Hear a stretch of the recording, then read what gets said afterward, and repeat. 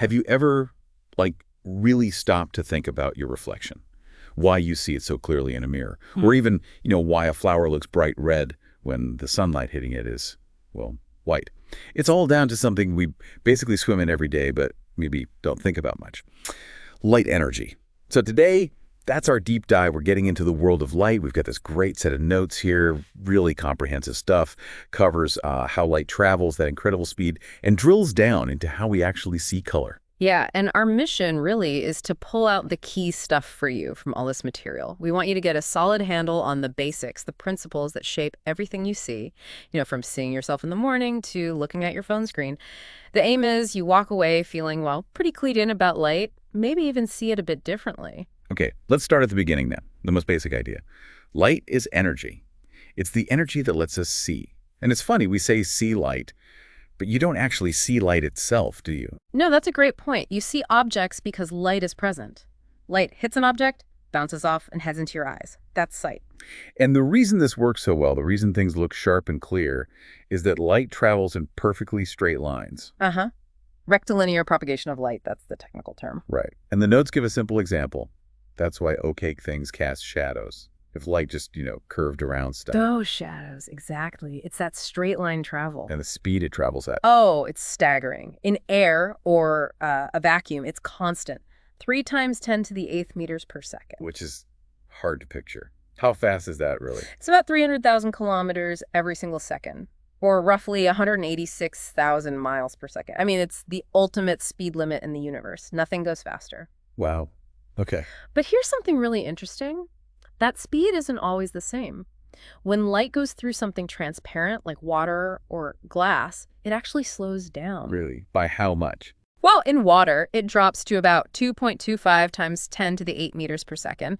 And in glass, it's even slower, around 2 times 10 to the 8. Wow. And conversely, if it goes from water back into air, it speeds right back up. So that change in speed, does that affect how we see things through water or glass? Like, does it bend the light? Absolutely. That's exactly what causes refraction. Yeah. When a straw looks bent in a glass of water, Yeah. that's the light slowing down and changing direction as it crosses from water to air. It messes with our perception just a little bit. It's fascinating, really. Okay, so light travels incredibly fast in straight lines, but can slow down. What happens when it actually hits something? Right. That brings us to reflection. Reflection, which is basically just light bouncing back, returning into the same medium it came from after hitting a surface. The notes use the analogy of a ball hitting the ground and bouncing back up. Okay, simple enough, but different things reflect differently, right? Definitely. Smooth, shiny surfaces, like a good mirror, they reflect almost all the light and very uniformly. Like a plane mirror. Exactly. Which the notes define as basically a flat piece of glass, silvered on one side. And it's the silvered bit that does the reflecting, not the glass itself or the protective paint on the back. Correct. The light goes through the glass, hits the silver, and bounces back. Okay, and transparent things like clear glass. They reflect very little. Very little, yeah. Most light passes through. And black objects. They soak it all up. They absorb pretty much all the light that hits them, reflect almost none. That's why black pavement gets so hot in the sun. Got it. So to understand reflection better, there's some terms we need, right? Incident ray, reflected ray. Yeah, it helps picture it. The incident ray is the light coming in and hitting the surface. At the point of incidence. Mm-hmm.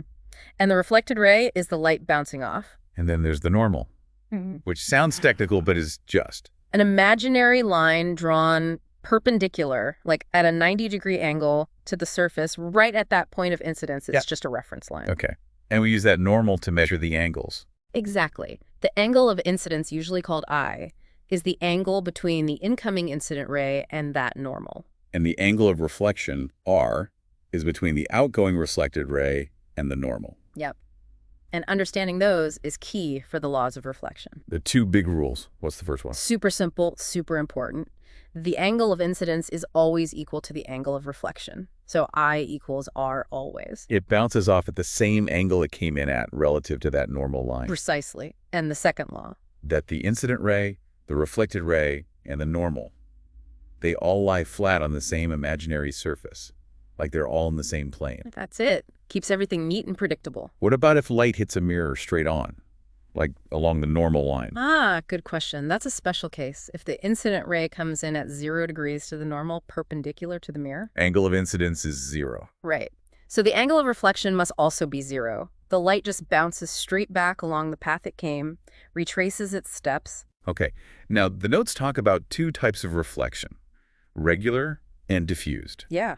Regular reflection is what happens with those smooth, polished surfaces we mentioned, like mirrors. A parallel beam of light comes in, it reflects as a parallel beam, all going in one predictable direction. Makes sense. Like a laser pointer off a mirror. Exactly. But most surfaces aren't perfectly smooth. Mm-hmm. Think about a wall or wood or paper. They look smooth, but microscopically they're uneven. Right. So when light hits those, it bounces off in all sorts of different directions. That's irregular reflection or diffused reflection. And that's actually really important, isn't it? It's absolutely crucial. That scattering, that diffused reflection, is why we can see non-shiny objects from any angle. Ah, because the light bouncing off them is going everywhere, not just in one direction. Exactly. If everything reflected perfectly like a mirror, you'd just see blinding patches of reflected light sources. You wouldn't see the wall itself, just the reflection of the lamp on the wall. So it's the imperfection of most surfaces that actually lets us see them properly.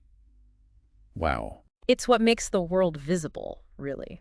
Okay, let's move on to images in mirrors, specifically plane mirrors. How does an image actually form? The notes say you need at least 2 rays from an object. That's right.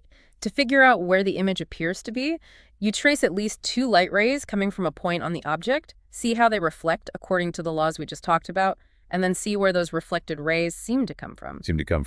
That sounds important. Is that related to real versus virtual images? Yes, exactly. This is a key distinction. A real image is formed where the reflected or refracted light rays actually physically cross. They converge at a point. And you can put a screen there and see the image, right? Like with a projector. Precisely. Real images can be projected onto a screen, and they are always inverted upside down relative to the object. But a plane mirror doesn't make a real image. No, it doesn't. A plane mirror forms a virtual image. The reflected rays don't actually converge. They appear to diverge from a point behind the mirror. So you have to kind of trace them back mentally? Yeah, your brain does it automatically. It assumes light travels in straight lines, so it extrapolates the diverging reflected rays backward until they seem to meet behind the mirror. And that's where you see the image. That's where you see the virtual image. And because the rays don't actually meet there, you cannot project a virtual image onto a screen. Okay, so you can't capture it on paper placed behind the mirror. Nope. And virtual images are always erect or upright, the same way up as the object. So summarizing the image in a plane mirror, it's always upright, it's always virtual. What else? It's the same size as the object, not magnified, not shrunk. Right. And it seems to be located as far behind the mirror as the object is in front of it. If you stand 1 meter from the mirror, your image looks like it's 1 meter behind the mirror's surface, so 2 meters from you. Okay. Upright, virtual, same size, same distance behind. And the last one, laterally inverted. Oh, yes, the fun one. This is the left-right swap, right? Yeah. If I raise my right hand, my reflection raises its left hand. Exactly. It's a side-to-side reversal. Front and back aren't swapped, top and bottom aren't swapped, just left and right. It's such a common thing, you almost stop noticing it. You do. But it's a direct consequence of how the light rays reflect to form that virtual image. And the notes mention a really cool practical use, ambulance, written backwards on the front of the vehicle. Yeah. So when a driver looks in their rearview mirror, the lateral inversion flips it back and they read ambulance correctly. That's clever. It really is. Simple physics, potentially life-saving application. Though some letters don't really change, do they? Like AHO. Right, letters with vertical symmetry. Because they look the same left to right anyway, the inversion isn't noticeable. Okay. And plane mirrors are used everywhere, not just for checking your hair. Oh, absolutely. Dressing mirrors, obviously. But also in opticians' rooms, like you said, to make the rooms seem longer for eye tests. Right, doubling the distance. Barbershops use them to show you the back of your head. They're crucial in periscopes, kaleidoscopes. Even in some solar cooker designs as reflectors. And of course, car mirrors. So versatile. Okay, let's switch gears a bit to color. The vibrant part of light. The notes say that white light, like sunlight, isn't actually white. Not fundamentally, no. It's actually a mixture, a composite of 7 different colors of light all blended together. And those are the rainbow colors, VIBGYOR. Exactly. Violet, indigo, blue, green, yellow, orange, red. That's the spectrum of visible light hidden within white light. And a rainbow is literally seeing that happen, right? Raindrops splitting the sunlight. Precisely. Each raindrop acts like a tiny prism, bending the different colors by slightly different amounts, spreading them out so we see the full spectrum. It's beautiful physics. Now, digging into color mixing, there are primary colors of light. Yes. For light, the primary colors are red, green, and blue, often called RGB. Why are they primary? Because you can't create red, green, or blue light by mixing other colors of light. They're like the base ingredients. But you can mix them to make other colors. You can. And crucially, if you mix red, green, and blue light together in the right proportions, you get white light back again. Wow. So white light is made of RGB, and RGB mix back to make white light. Correct. It's called additive color mixing. And what about secondary colors? Those are what you get when you mix any two of the primary colors of light. Okay, click that. Red light plus green light gives you yellow light. Red and green make yellow. That feels weird compared to paint. It does. Mixing light is different from mixing pigments. So red plus green is yellow. Green plus blue gives you cyan, kind of a greenish blue, sometimes called peacock blue. Okay. And the last pair? Blue plus red gives you magenta, which is sort of a purplish pink color. Yellow, cyan, magenta, those are the secondaries. Got it. And this RGB system, this is how screens work, isn't it? TVs, computers, phones. Exactly right. Your screen is made up of millions of tiny little dots or pixels. And each pixel usually has 3 subpixels, one red, one green, and one blue light emitter. Like tiny colored light bulbs. Sort of, yeah. Phosphor dots or LEDs. And by varying the brightness of the red, green, and blue subpixels within each pixel, the screen can create almost any color your eye can perceive, including white when all 3 are fully on. That's amazing. Yeah. All the colors on my screen are just different mixes of red, green, and blue light. Pretty much, yeah. It's additive mixing in action. Okay, so that's how screens make colored light. But what about the colors of everyday objects, like that red rose we mentioned earlier? It's not emitting red light, is it? No, it's not. The color of an opaque object depends on which colors of light it reflects and which it absorbs when white light shines on it. So white light hits the rose. White light, remember, contains all the colors, red, green, blue, etc. The surface of the red rose petal has pigments that are very good at absorbing most of those colors, the blues, the greens, the yellows. But not the red. But not the red. It reflects the red light very well. So the red light bounces off the petal and into your eye, while the other colors are absorbed by the petal. And that's why it looks red to me, because only the red light is bouncing off it. Precisely. Same for green leaves. They absorb most colors but reflect green light. A white piece of paper reflects all the colors, which mix back together to look white. And a black object? Absorbs all the colors, reflects basically none, so no light comes off it to your eye, making it look black. Okay, this makes sense. But the notes have this fascinating bit. What happens if you look at the red rose, but not in white light, like under a green light? Ah, right. This really tests the concept. So you shine only pure green light onto the red rose. What color does the rose reflect well? Red. Right. And what color is hitting it? Green. Does the rose reflect green light? No, you said it absorbs green. Exactly. So the green light hits the rose's pigments absorb it all, and virtually no light is reflected. So it would look black. You would look black, or at least very, very dark, because it's absorbing the only color available and reflecting nothing back to your eye. Whoa, that's wild. The rose isn't red in itself. Its color totally depends on the light available and what it moves that light. That's the key takeaway.